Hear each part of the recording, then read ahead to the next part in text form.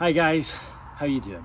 Transfer window with 1 day to go, and why am I wearing a cap with a P on it? Well, firstly, I'm on paternity leave, so probably shouldn't really be doing this video right now because I'm off and concentrating on my newborn who arrived just under a week ago.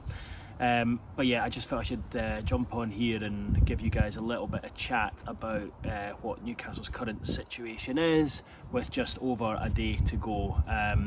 And also I've got the P on my hat because really, well, I think you and I and most other observers are probably fairly perplexed about what has gone on with Newcastle and their pursuit of Marc Guehi. Now, I've obviously a couple of times on here said that I felt that a deal was close, and of course that information has been relayed to me, and that's because I think Newcastle were given some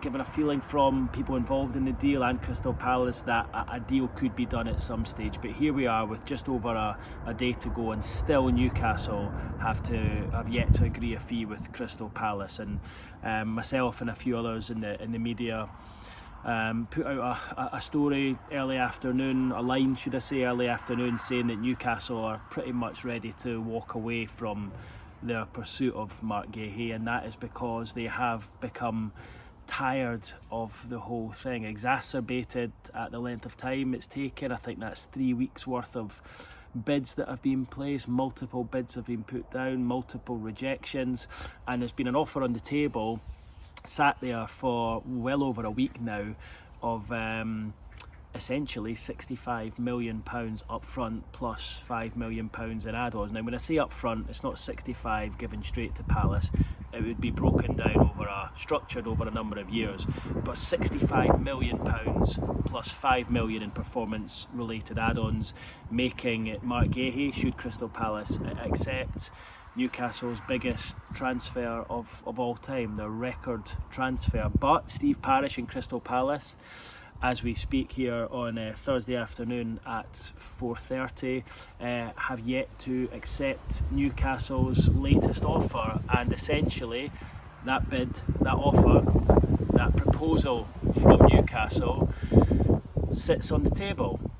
So where do Newcastle go from here? Well, word is that Marc Guehi is pretty much their main and only target for central defence. That's exactly who Eddie Howe wanted to bring in, and he was the player that he's told Paul Mitchell, the new sporting director, that he wants to bring to the club. He's his number one target, and although they were interested in other players, there was a kind of feeling that was, brought around to try and sort of bring Crystal Palace to a decision and smoke out them to try and accept the offer that Newcastle had made.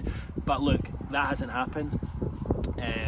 Steve Parish has stayed firm, and my sources are telling me today that Newcastle have got to the stage where they haven't walked away just yet, because these things can be resurrected and they can be pushed through late on, but they're at a stage now where they're sick and tired of waiting around, and they probably don't want to be made to look any more silly than probably maybe some people feel they look at this stage. I mean, if you're asking my opinion, £70 million for a defender is an exorbitant amount of money. I know the amounts that people are spending have gone through the roof these last couple of windows, but I've said this a couple of times now, and I personally, and look, I'm not Eddie Howe, I'm not Paul Mitchell, I'm not Darren Eales, but if I've got 70 million to spend, I would be trying to bring in a central defender and a right winger at 35 million each, or 40 and 30, or whatever it may be, 50 and 20. You see the likes of Chiesa signing for Liverpool yesterday for £10 million, and although he's had big injury problems, and there's a reason Juventus are allowing him to leave so cheaply,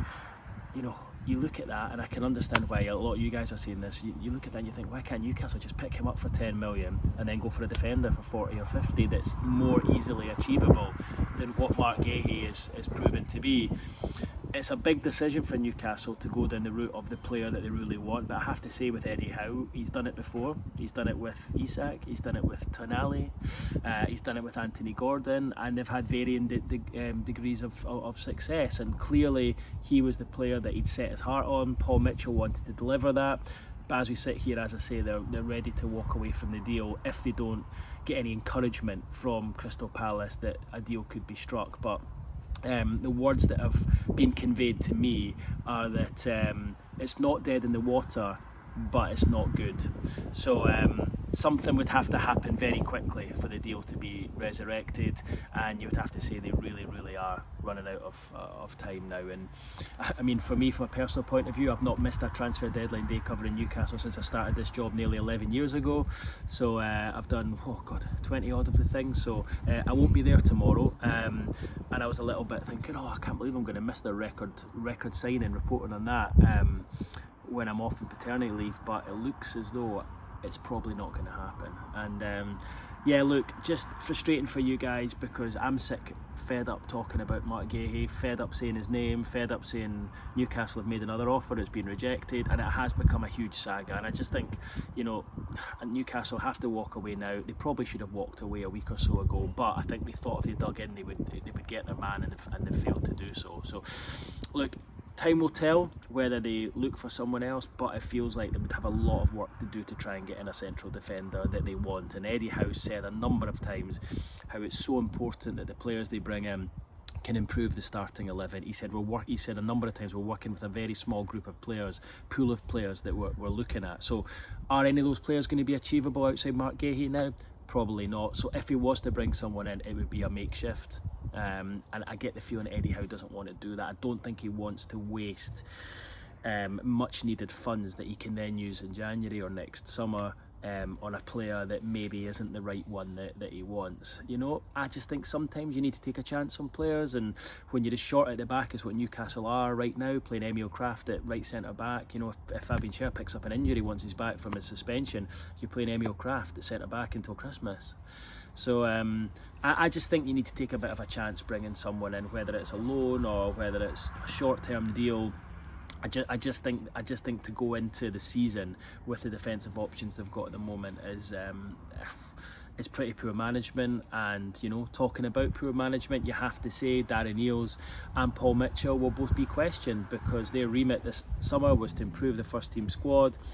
They've lost Minty, they've lost Anderson, two players who you think could have made a difference for Newcastle this season.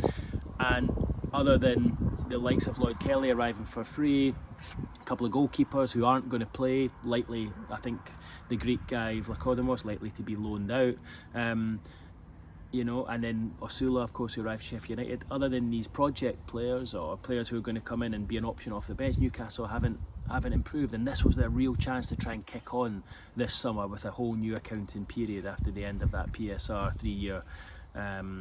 three-year deadline. So look, frustrating for you guys, I can imagine. As I say, it's not dead yet, it still could be resurrected, but as I sit here right now, that is exactly the situation. And I think just disappointing on the back of last night, because it was a brilliant team effort at Forest. Wasn't a good performance, but those celebrations at the end of Sandro Tonali really were a joy to see for a guy who's been through what he has over the last 10 months. And I think it showed everything about you guys as supporters, that you welcomed him back and made him feel like he was part of the team. And it was really nice scenes. I wasn't at the game last night, but watched it on the television. So just disappointing. I think it could have been a huge week for Newcastle this week had you won last night, which he did on penalties. Tonali came back, played really well, by the way. Looks like he's got a point to prove, I would say, and then followed it up with Marc Guehi. I think you could probably afford the club not getting a right winger over the line if you got Marc Guehi in, but to not get a right winger and to not get Guehi, and to start the season with Kraft at right centre back, and then either Almiron or Murphy right winger, who were all there pre-takeover, I think is a failure from the board, and they probably need to think about how they're going to do things again moving forward. So not a good start for Paul Mitchell, not a good start to the relationship between Paul Mitchell and Eddie Howe. And not a good start to post Amanda Staveley and Merda Gudusi, who seemed to get the deals done. However they did it, they managed to get things done. So as I say, 24 hours or so to go, let's see what happens. But as I sit here right now, it feels like it's going to be a very quiet deadline day for Newcastle, other than a couple of outgoings of fringe players, the likes of Ryan Fraser and Isaac Hayden, etc. So difficult times, but look, I think good that you got a result last night, huge for the season, still in the cup, and hopefully gives you a springboard for, you know, better performances to come. And I always say, if a team aren't playing well and are still getting results, and Newcastle have done this season, 3 games yet to lose, then you can only see that as a positive. There's nothing worse than playing bad and losing. At least by playing not so well and still picking up points shows that there's real fight and character and hunger within the dressing room. So leave your comments below, guys. As I say, I thought I'd just pop on and do this just now while I'm on paternity leave. We'll probably be quiet for the next couple of weeks once the window closes, but I will speak to you on the next video. Cheers now.